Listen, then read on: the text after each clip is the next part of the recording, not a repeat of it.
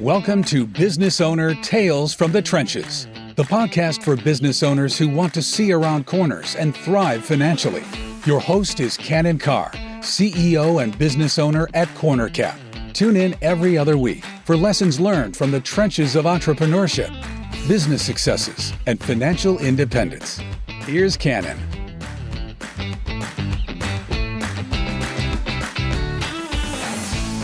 Hello and welcome to the show. Carr here, and alongside me is Claudia Bettinger in the studio. Catherine, we have a great show today. We've got someone who's been in the trenches as an entrepreneur and a coach for most of her career with some great lessons. Why don't you introduce our guest? Yeah, today we have Catherine Cates on the podcast. From a corporate career to an entrepreneur and now coach for entrepreneurs, this is a great story. She started her career at McKinsey and then moved to Prudential Capital Markets. Then she became COO of a manufacturing company and then transitioned to CEO of her own company where she ran Quest Medical for 12 years. After exiting from that business, she became COO of an electrical contractor company where she found EOS. She fell in love and has been a full-time instructor ever since. Yeah, she does a great job as an EOS coach, by the way. Yep. We have used her for over a year and a half, and she certainly helped our team. That's why we've gotten to know her and brought her to the podcast. Well, we cover a lot of interesting things here from her practical experience in the world, but I thought there are three things we could highlight. The first one is she talks about the benefits, or at least you can hear from her story, the benefits that a corporate career can bring you before you become an entrepreneur. So check in and listen on that. Secondly, we say it all the time, expect the unexpected. It's a cliche, but her case will show you that it happens and it's inevitable. And there's things you can't control. And listen to what happens to her in one of her three businesses and the implications it had for exit. And it's unfortunate, but you deal with it as best you can and learn lessons from it. And she articulates that.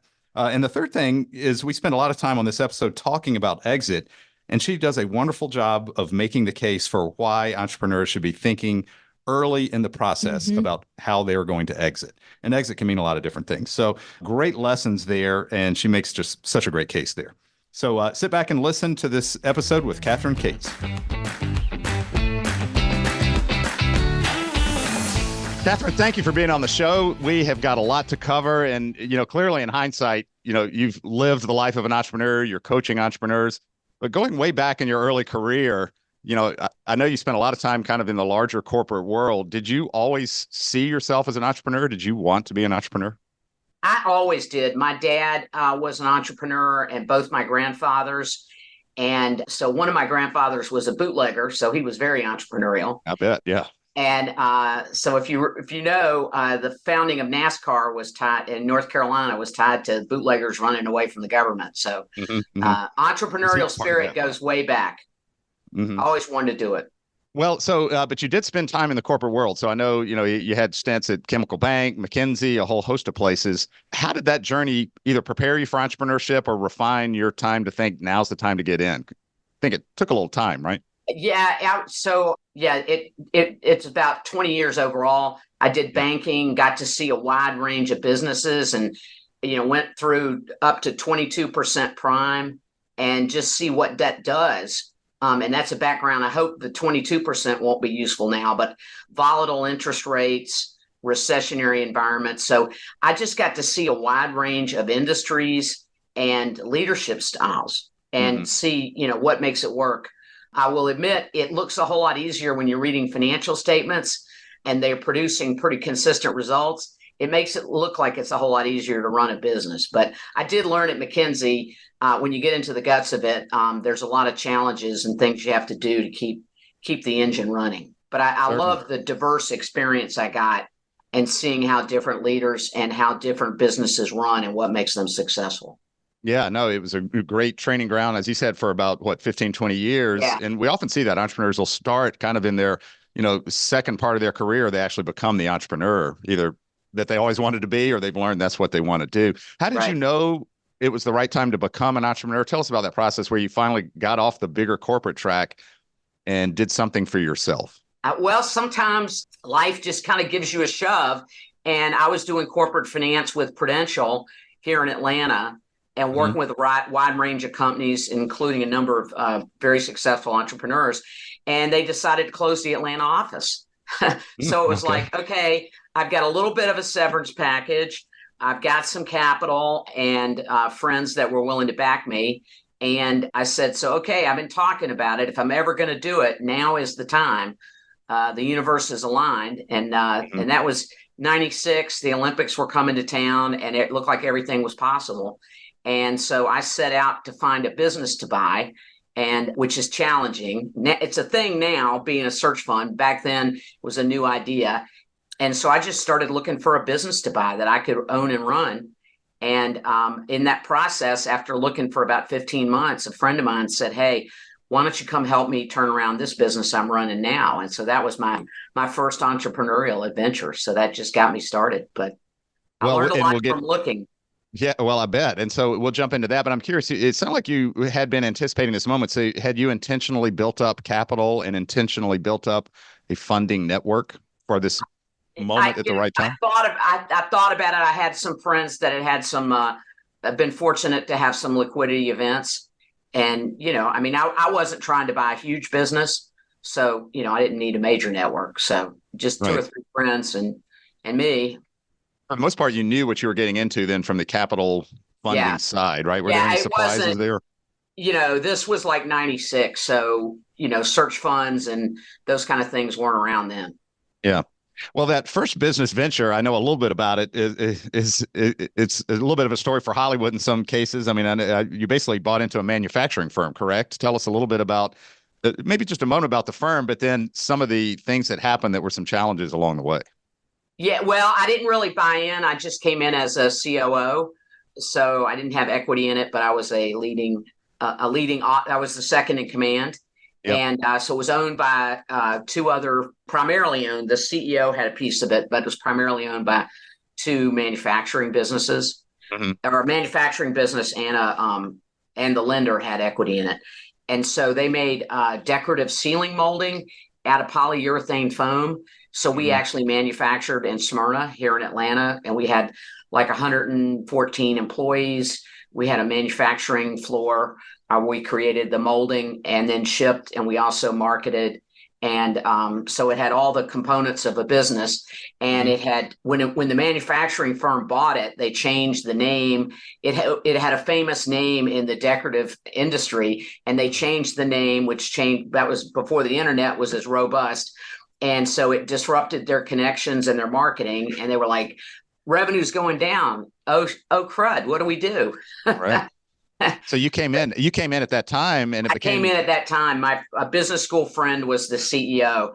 So I came in and he said, will you help me? But a learning moment for me. Here I am, two Harvard MBAs. And first thing he says is, okay, my biggest challenge right now is tardiness of people and no-shows on the plant floor. So if you're going to come here, you've got to be here at 8 a.m. without fail every day. You cannot be late. And if you can't do that, don't come. So here I am thinking I'm going to be a big executive, $8-10 million company. First thing he said is, you got to be here at 8 was not my normal arrival time. And you can't screw that up. And so that just, the fact that how leaders show up and what people see, not what you say, is critical. And I still remember that because it's true. And, that was like, okay, this is the way it is here in the real world. You've got to be a leader. You've got to show up. Yeah. So kind of that first lesson is right. Not as much this intellectual business planning firepower, is more lead by example. And did that have an impact? Did you see a tangible impact there? And how did the journey go on that turnaround? Revenues were going down, probably a chaotic, scary time. Yeah. So I went from the concept of being an entrepreneur to all of a sudden I had, like 14 direct reports, and I was managing cash, and we didn't have much. And and if I'm ever late on receivables, I remember those because I know the people I paid were the ones, or if I have people that are late paying me, I know that I paid the ones that bug me the most. Right. And so, managing receivables, helping pull together a marketing team that was stressed, and listening to them and help them get a consistent message out. So for me, how you show up, not just what you say, but being calm and consistent and saying, okay, what do you think we need to do? Tell me about that. Okay, let's do these things, and keeping them focused. And, just being, people knew they could come to me. and that I would listen to them and give them a consistent response. And so we got more marketing going on and cleaned up things on the plant floor. And so the operating results were better.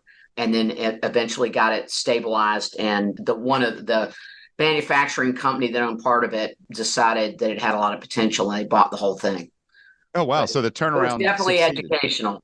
Yeah. I mean, well, you didn't have equity in it, but at least that was a training ground for a turnaround. Oh, yes. Yeah. I had a lot of sweat equity in it. And, and you just learn work is uncertain. One day we had a tornado rip a hole in the roof in the manufacturing area. Another day, a federal SWAT team showed up and hauled off a worker on the plant floor who was suspected of bank robbery. So it's a lot big. It's an adventure, and you've got to be calm and ready for anything, because just about anything can happen. And the last thing I remember, we talked a little bit about this. There was chaos. In a turnaround, like you said, it's uncertain. Unexpected things happen. You're trying to keep morale going. People show up on time. How did you maintain a sense of centeredness and calm during that process, at least outwardly? When I did assessments in business school, they used to call it tough poise. Mm-hmm. And I just having gone through, business school and going to Dartmouth, went in this third co-ed class that wasn't the friendliest environment.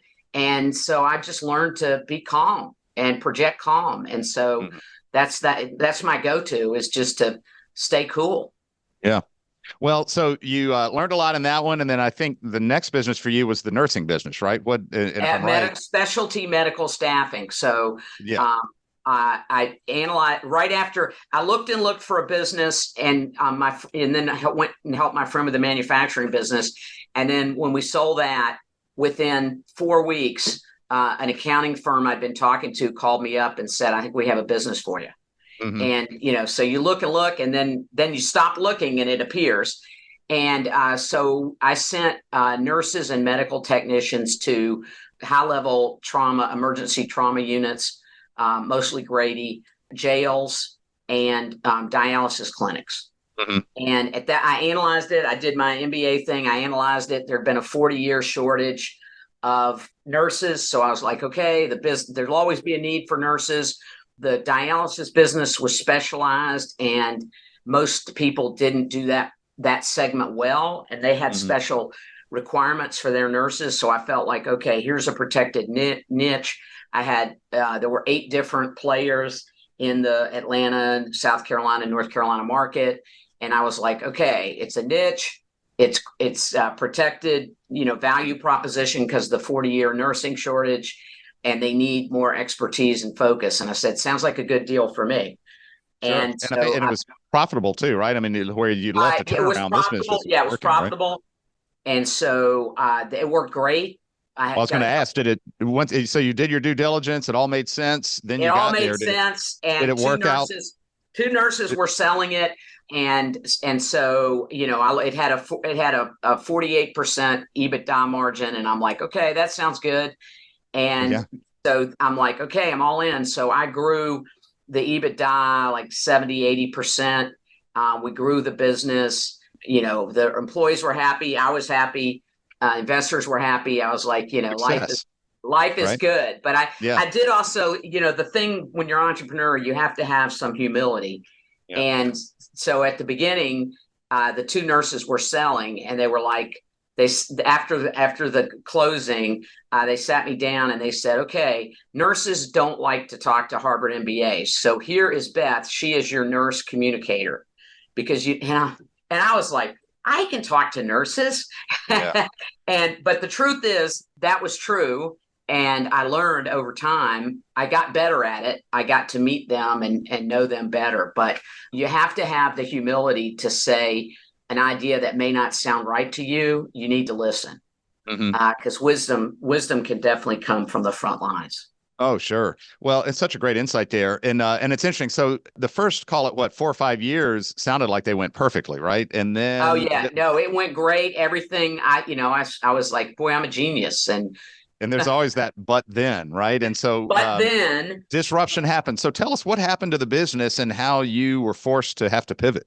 Yeah. So the first kind of shadow was the dialysis industry consolidated. So there were 8 players when I was there. So you could send nurses from company A on their day off to company C or D. And plus I had more pricing power because I didn't just have a few customers. And the dialysis industry started consolidating. So it went from 8 players to 2 players. And that made it harder to manage the people and to increase price. And so, they have more pricing power because there were only two big customers, which was a pain. But the real killer was the 2008 recession. Yeah. Because, people, if you recall, were just out of jobs everywhere. And so there's a huge overhang of retired nurses. And so everybody said, looked at their husband or wife and said, don't worry, honey, I'll go to work. At that time, they only had to work 2 days a week to get full benefits. So they said, don't worry, I'll go to work and we'll have benefits and a paycheck. But the big thing was health benefits. And so at the beginning of the year, hospitals were paying $6,000, $8,000, $10,000 sign-on bonuses. By the end of the year, they wouldn't even accept an application. So just a giant wave. There had never been such a thing as unemployed nurses, and that just crushed the industry. Yeah. And so nobody needed our services. So what happened to those precious margins then? You got it up to 70%? They went to heck. Not everybody wanted to go to jails to be a nurse in jail. So with that kept along. So that kind of covered some overhead. But really, the rest of the business just dried up. And well, in hindsight, I mean, sometimes things just force your hand and there's almost nothing you could do, right? I mean, in hindsight, were there options that you wish you'd had, or did you basically just sometimes you just dealt a bad hand? It was really an overwhelming storm. But I would say the other thing is I loved the financial part of the business, but the fundamental business I wasn't excited about. I mean, I like helping people, but just dealing getting the contracts, and hospitals are very demanding and irrational, and they don't really appreciate you as a supplier, and it just wasn't fun. And so I'm like, do I want to slug it out for 3 or 4 years to get to something that's still not going to be fun for 7 years? And I just said, you know what, I don't. So how did you exit then from that? And you didn't exit as planned, right? No, I really collected all my receivables and just shut it down. Yeah. And because, really at that point, it just wasn't, there wasn't, because it wasn't a lot to sell. So, so looking back at that, do you consider that a failure or not? I learned a lot. I paid back. I mean, I had one friend that there was a regulatory change within 6 months of him buying a business. And I mean, he had bank debt and all this stuff. I paid back all the banks and all that. So, I feel like it was a learning experience. I wish that I wanted it to end in a big paycheck, but sometimes, I mean, that was an overwhelming force. There had never been in the nursing business, had never been anything like that. Yeah, it's beyond your control. And we'll talk. I have a question about luck versus skill later in the program. We'll get to that as we wrap up. But sometimes things are beyond your control. Fortunately, it sounded like, yes, you learned a ton, which leads to your second part of your career. And at least financially, I guess, had you pulled enough from the business, or again, had enough cushion to where... I mean, obviously it put a big dent in my plans, but no, it worked out. But it was not a big, the big payoff that I envisioned when I was growing it rapidly and had really high margins and everything was going well. Yeah. Well, so at that point, did you say, all right, I'm tired of being an entrepreneur, or you heard EOS calling maybe at that point? No, I actually did some other, I really love working with entrepreneurs. I've been a Vistage member for 20 years. Yeah. Love working with CEOs and solving problems. So I did some consulting. There was a group called Newport Board Group that was forming. And did that for a couple of years. And then one of my Vistage friends said, forget that, come help me. Yeah. And so I was a COO for him. And I had known him for a long time in Vistage. It's a family-owned electrical contractor. And he said, help me grow and reposition my business. And they had just gotten the ability to see individual performance. They had improved their accounting so they could see. And it was like, whoa. Some of our guys that we think are our best guys, their numbers stink. Yeah. And so the challenge was, how do you communicate that without having people get mad and quit?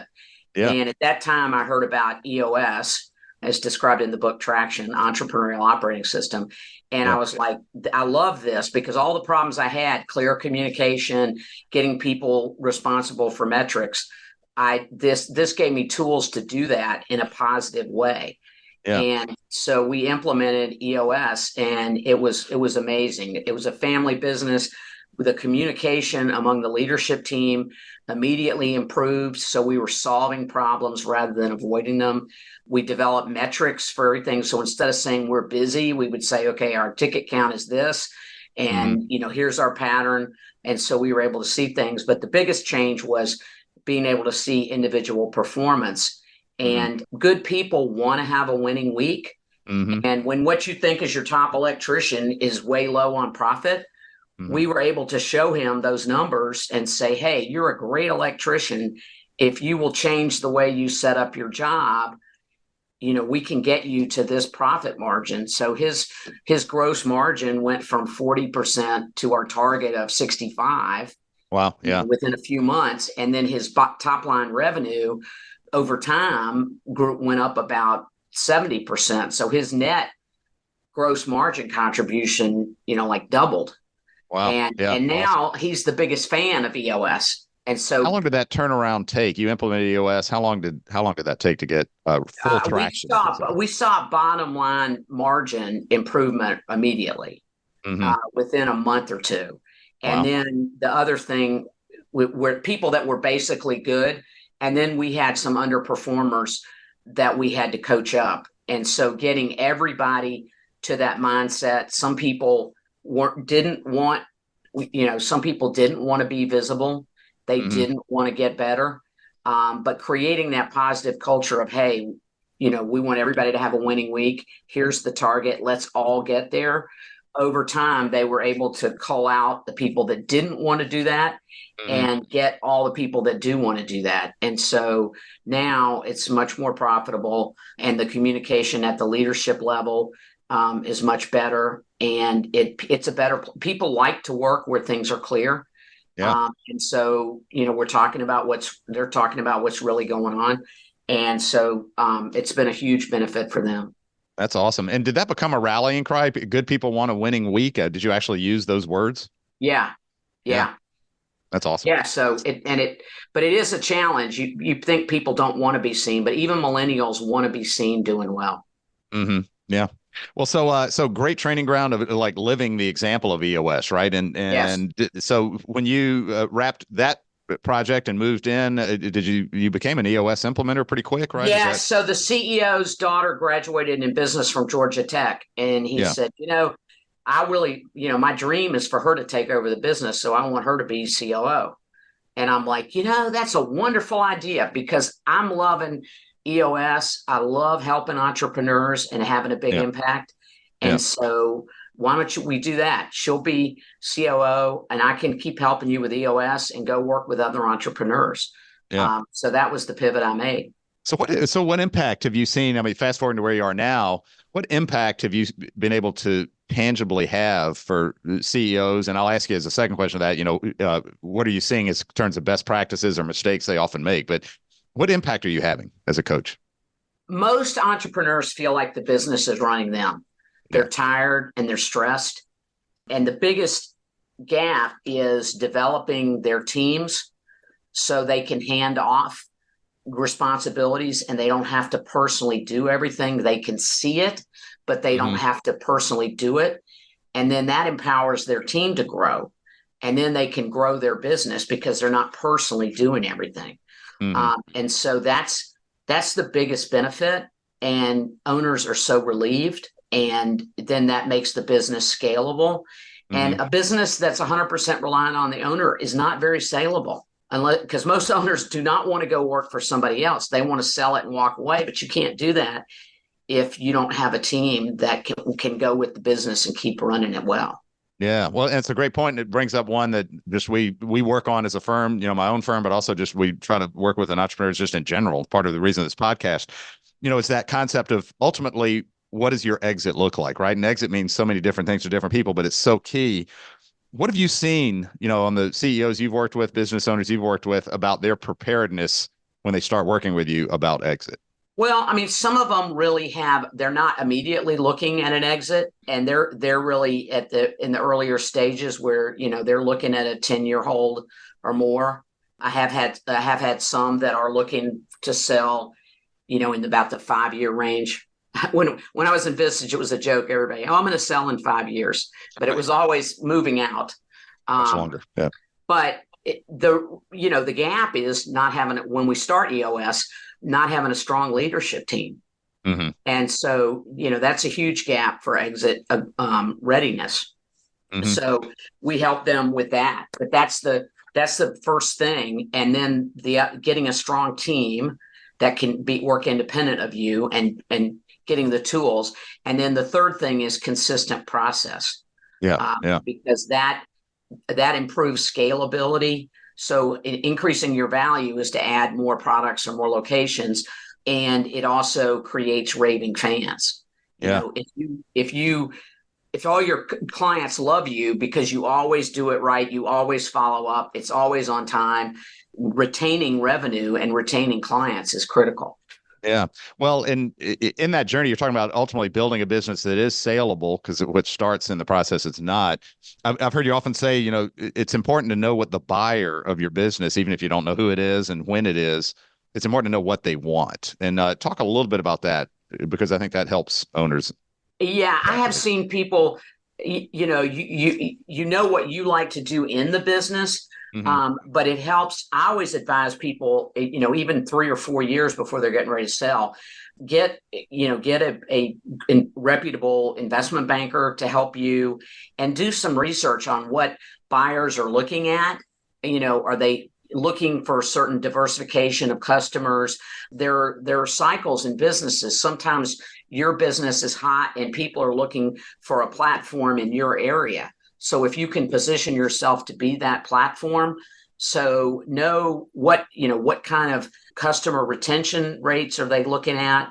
What kind of customers do they, like? So that, you've got to run your business so it works for you, but you need to understand what buyers are looking at. Some industries are really hot. And so if your industry is hot, then you need to shorten up your time frame and say, I need to hit while we're in that zone. Like veterinary businesses, 18 months ago, we're selling for 15 times EBITDA. Mm-hmm. That's gone way down. But if you did some research and saw that was a huge demand, you got to get ready. Yeah. So know what buyers want, and where they are in their thought cycle, because industries go in and out. And if you don't do some research, you may not realize you're in a hot industry.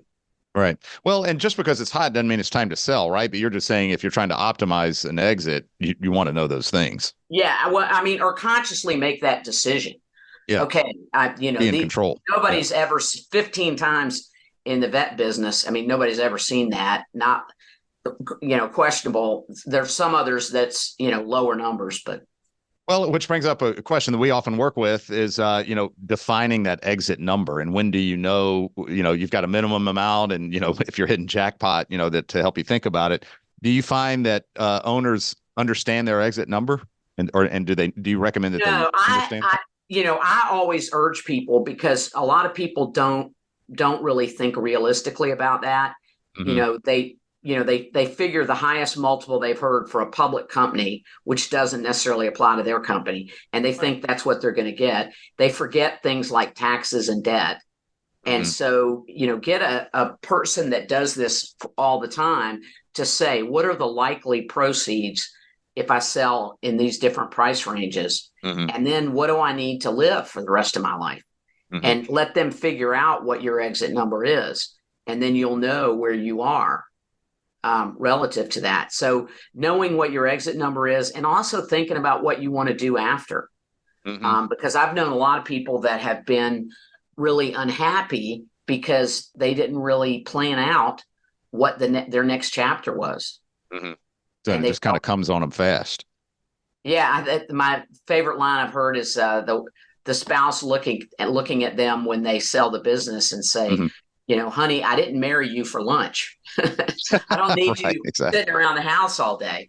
So, knowing knowing what your exit number is, and you can get a financial advisor to help you with that, and knowing what likely proceeds you're going to get, which your financial advisor can help you with, or your investment banker. Well, and it's so important because you want, as we often learn, and you've articulated here, many exits are unplanned, and they either happen at a lower valuation than you wanted or sooner than you intended. And to have some structure around that so that you can make reasonable choices and have options, it gives you more control ultimately in this world that can take away control from you pretty quick. So yeah, and also you just don't want to. You can get a cold call of somebody making you an offer, and your industry may be hot, and it may be more than you ever imagined. But you still, when you get that, you need to stop and think, if one person's willing to make that offer, what might other people? And I think it's a mistake to just jump on one offer without talking to an investment banker and getting some input. Yeah, no, great point. Because you can almost always get more value, and then the deal structure can, if you have somebody representing you, can be much better for you. Right. Not only maybe offer better or not, but just the structure of the deal, right? And because there are different ways to structure deals, and sometimes in complex industries, two deals could look very different in terms of structure and which one's optimal for you on taxes and those kind of things. It's a great point. Well, we touched on it earlier, and I love this question, and I think you've got some great views on it. Luck versus skill, right? There's so much that we attribute to skill when it's luck, or blame luck rather than in poor time skill. How do you think about that balance between luck and skill across all the companies you've advised and seeing entrepreneurs make decisions? I think consistency, a certain level of skill is necessary, but consistency wins out over going like a bandit and then stopping or being easily distracted. So I think you need a base level of skill, and then you just need really consistent is much more winning. I mean, and also a willingness to think, maybe I don't have to be the smartest person in every area. One friend of mine just sold his business for what significantly above what he thought was his max value, because he said, what, I'm not very strategic, so I'm going to join these industry groups, and I'm going to go to these conferences because I don't need a ton of strategic insight, but I need some, so I'm going to go get it. A lot of people would just say, okay, I know everything. So willingness, we say humbly confident in EOS, is willingness to learn from others, and hire smarter people, either as full-time employees or fractional advisors, and recognizing that you may not have the whole answer. So I think consistently executing with humble confidence that you're willing to learn from others and get input is key. Hard work creates luck. I think Thomas Jefferson said that, and many others. Right. No, well, it's a great point. I mean, and as you've pointed out several times in this interview, sometimes there are things beyond your control, and that can be bad luck, like the great financial crisis, and maybe the business, which was doing great, gets disrupted as it consolidates. So there are things beyond your control. But I think your point is, let's do those things to minimize unforced errors along the way and improve odds of success, which you've said is consistency, that humble confidence, and listening, to customers and employees like you've done. Yeah, and we always advise people to have a downside plan. So they thought about, what would I do? If you look back at it, about every 10 years, there's a really bad year. I mean, 2008 was epically bad. But if you look at the 9/11 disruption, obviously the terrorist attack set back the economy. 2008 was obviously a huge setback. And then COVID disrupted a lot of people. So there's always about every 10 years. So I encourage my clients to have what happens if everything goes down 30% plan. So they've at least thought about it. So, you want to hope that doesn't happen, but what would you do? How would you adjust? And maybe just last question on that, because it's such a great one. On the downside plan, is that truly custom to each kind of company that has to think through it? Or are there some like one or two just key tried and true things that bubble up to the surface every time? It really matters how much fixed cost you have. Like, if you're a manufacturing business, versus a service business, because you've got, do you have debt, manage your debt at a consistent level. So, it's fixed versus variable cost. The more variable you are, the easier it is to adjust, although that can be painful with people. So, there's risk from fixed costs, there's risk from debt. And so, just managing that mix, or consciously saying, okay, we're going to double down. We've got these opportunities, so we're going to take on more debt, but then we want to get back to a lower debt level. Right. So have a it's plan. really managing the overall risk. It's very dependent, again, like how much is fixed cost and how much is variable. But and then really knowing your customer base, what drives them. If you have heavy customer concentration, that is a huge risk that you need to be aware of. Yeah. Because you can be the best possible person, but that company, I have clients that have this all the time. A big customer gets bought and they may be giving perfect service, but that client, that buyer uses a different supplier or has a different relationship, and you're just out. Yeah. And so, you've got to manage your customer relations and your customer concentration. Which is a great way to end this conversation about luck versus skill, right? That looks like bad luck, and you could just say, oh man, that was bad luck. But the skill is anticipating those unintended moments like that, because they're coming. You just don't know who, what, and how. And when there is luck, take advantage. Go for it. Don't look a gift horse in the mouth, but consistently, consistent execution, listening to your team, not having to be the smartest person in the room, build a strong team. Those are the things that'll carry you through. Yeah. Oh, that's awesome. Well, Catherine, this is great. I love it. You've helped us on the EOS front so much. So I've enjoyed our time with you, helping us make our better decisions and form our leadership team. And this podcast has just been awesome. So thank you for that. Last question, if people do want to learn more about you or EOS, where's a good place for them to go? I'm on LinkedIn, Catherine Cates, and my phone number, 404-308-0133. And I have a microsite, but if they go to my LinkedIn, they can see that and click on that and get through to me. That's probably the easiest thing to do. Awesome. And I love working with entrepreneurs, and my core value is help first. So if you have any questions, give me a call. I'm glad to help you any way I can.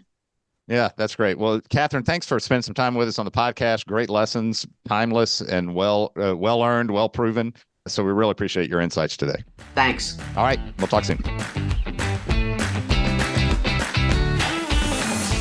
Hello, Cannon and Claudia back with you here. Claudia just thought it was a great practical episode, covered all kinds of territory, not only about her own journey, but just about lessons for leadership and lessons about how to manage the entrepreneurial process.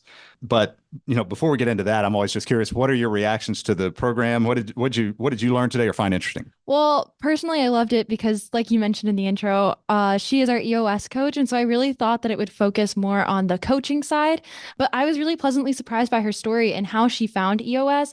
And, obviously all of her knowledge and insights is based off of years of experience. And it was really interesting for me to hear what helped her lay the foundation for who she is now. Yeah. Lots of practical leadership experience and experience as an entrepreneur with very different businesses. So totally agree with you on that. The first thing I thought we'd cover is just how she, had a corporate career. And, some entrepreneurs start early. Right. Others have a corporate career and then start later. And she always knew she wanted to be an entrepreneur. I think just looking for that right opportunity. And she talked about the benefits of starting, right? But share some thoughts, kind of what you thought there.